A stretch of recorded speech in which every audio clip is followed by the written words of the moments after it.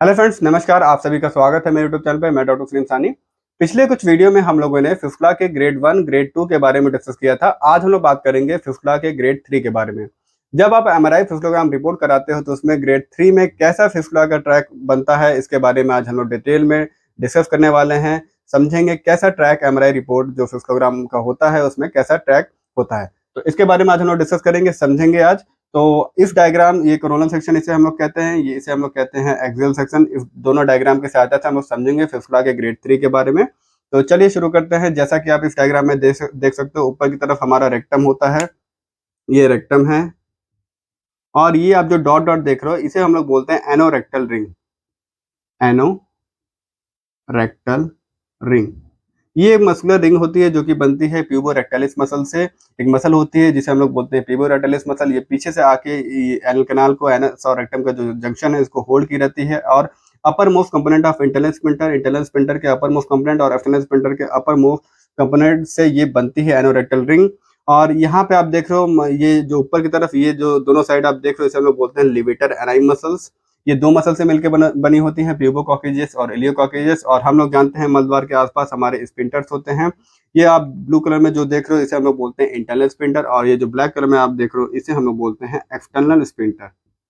Sphincter हमारे anal tone को maintain करती है। मैंने आप लोगों को बताया था ये स्पिंटर के बारे में। और जैसे कि आप देख सकते हो ये इंटरनल स्पिंटर है, ये इंटरनल स्पिंटर। तो हम लोग बात करेंगे फिफ्थला के ग्रेड 3 के बारे में।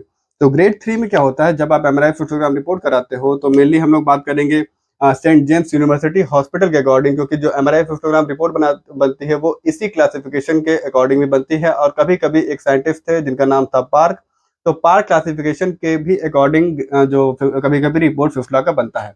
तो देखा जाता है, अगर पार्क क्लासिफिकेशन की बात करें तो उन्होंने 4 क्लासिफिकेशन बताए थे: इंटरस्पेंट्रिक, ट्रांसस्पेंट्रिक, सुप्रास्पेंट्रिक, एफ्टास्पेंट्रिक।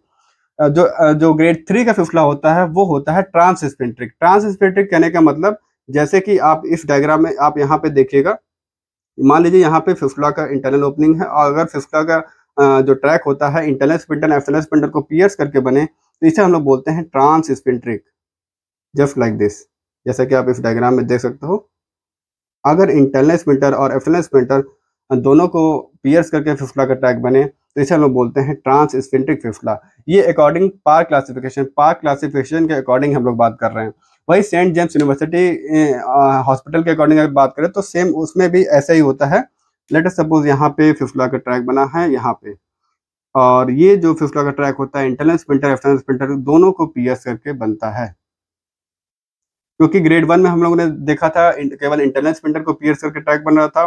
ग्रेड 2 में क्या होता था, इंटरनल स्पिंटर को पियर्स तो करता था ट्रैक, और साथ में उसमें कोई एब्सेस या फिर कोई सेकेंडरी ब्रांच निकल जाते थे। ग्रेड 3 में क्या होता है, एक ट्रैक बनता है जो कि इंटरनल स्पिंटर एक्सटर्नल स्पिंटर दोनों को पियर्स करके बनता है। ये ट्रैक ऐसे भी बन सकता है, लेट अस सपोज ये ऐसे भी बन सकता है, ये ऐसे भी बन सकता है, ये ऐसे ही बन सकता है। इसमें दोनों स्पिंटर का इन्वॉल्वमेंट होता है, इंटरनल स्पिंटर और एक्सटर्नल स्पिंटर दोनों का इन्वॉल्वमेंट होता है। इसीलिए हम लोग इसको ग्रेड 3 कहते हैं, और पार्क क्लासिफिकेशन के अकॉर्डिंग इसको हम लोग ट्रांसस्पिंट्रिक फिफ्थला कहते हैं। तो जैसे कि फिफ्थला की इंटरनल ओपनिंग, ये मलद्वार के अंदर यहाँ पे इंटरनल ओपनिंग ये है, और ये ओपनिंग, ये इंटरनल ओपनिंग, और ये एक्सटर्नल ओपनिंग, ये एक्सटर्नल ओपनिंग। तो ये होता है फिफ्थला का ग्रेड 3। तो थोड़ा सा इसको हम लोग एक्सेल सेक्शन में भी समझते हैं। चलिए देखते हैं इसमें, इस डायग्राम में। तो ये आप देख सकते हो, ये हमारा लेट अस सपोज पेशेंट को लिथोटॉमी पोजीशन पे लेटा हुआ है। तो इस पोजीशन को हम लोग लिथोटॉमी पोजीशन कहते हैं। और ये हमारा एनएस है, और ब्लू कलर में जो मैंने बनाया है ये इंटरनल स्पिंटर, इंटरनल स्पिंटर। और ग्रीन कलर में मैं एक्सटर्नल स्पिंटर बना देता हूँ, ये इसे हम लोग कहेंगे एक्सटर्नल स्पिंटर। तो ग्रेड 3 में क्या होगा, फिफ्थला का जो ट्रैक बनेगा, let us suppose anterior side अगर बनता है, ये एंटीरियर एस्पेक्ट हो जाता है, ये पोस्टीरियर एस्पेक्ट। तो अगर जो ग्रेड 3 का फिफ्थला होगा वो इंटरनल स्पिंटर और एक्सटर्नल स्पिंटर दोनों को पियर्स करके बनेगा, ये ऐसे। जैसे कि अगर ऐसे ट्रैक बन गया, ये हुआ, ऐसे ट्रैक बन गया, तो ये आप देख सकते हो, ये इंटरनल स्पिंटर को भी पियर्स कर रहा है, एक्सटर्नल स्पिंटर को भी पियर्स कर रहा है। इस डायग्राम में आपको सारी चीजें ज्यादा क्लियर होंगी as compare to this axial section. तो ऐसे कोई, मान लीजिए कोई ट्रैक ऐसे बन गया, ऐसे बन गया। इंटरनल स्पिंटर, एक्सटर्नल स्पिंटर दोनों को पीस करके कोई ट्रैक बन रहा है तो इसे हम लोग बोलते हैं ग्रेड 3। ये ग्रेड 3rd, ये होता है ग्रेड 3 फिस्टुला। तो दोस्तों ग्रेड 3 फिस्टुला अगर आपको एमआरआई रिपोर्ट में दिखता है, आप लोगों ने एमआरआई फिस्टोग्राम रिपोर्ट करा है, ग्रेड 3 उसमें निकल के आता है, तो इसमें आपको घबराने वाली बात नहीं होती है। ग्रेड 3 तक, ग्रेड 4 तक आराम से मैनेजेबल हो जाता है। आराम से ट्रीटमेंट इसका अच्छे से आप नज़दीकी डॉक्टर से कंसल्ट करिए, उनको डॉक्टर को सबसे पहले बताइए। अगर आपके मन में डाउट है, सबसे पहले एमआरआई फिस्टोग्राम रिपोर्ट करा लीजिए। एमआरआई फिस्टोग्राम रिपोर्ट से आपके जो ग्रेडिंग होती है वो सारी चीज़ें क्लियर हो जाएँगी। ग्रेड 3 जो हम लोग क्षार सूत्र विधि द्वारा जब ऑपरेट करते हैं तो ग्रेड 3 लगभग 3 से 4 महीने के अंदर इसको, जो ग्रेड 3 को पूर्ण रूप से सही कर देते हैं, कभी-कभी 2 महीने में भी सही कर देते हैं। तो क्योंकि क्षार सूत्र विधि द्वारा मैं हर बार हर वीडियो में इसलिए बताता रहता हूँ क्योंकि क्षार सूत्र विधि द्वारा अगर आप ऑपरेशन कराते हो तो इसका रिकरेंस यानी दोबारा होने के चांसेस बहुत कम होते हैं। बाकी सर्जरी के मुकाबले देखा जाता है क्षार सूत्र का जो रिकरेंस रेट होता है बहुत ही कम होता है।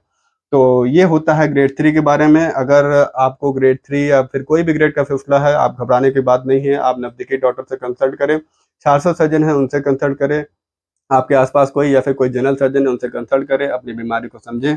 तो ये होता है ग्रेड 3 का फिस्टुला। अगर वीडियो अच्छा लगे तो लाइक, शेयर, सब्सक्राइब ज़रूर करिएगा। जिन्हें भी फिस्टुला यानी भगंदर की समस्या है, इसे वीडियो ये शेयर करिएगा ताकि उनको अपनी बीमारी के बारे में उनको पता चले। बहुत-बहुत धन्यवाद।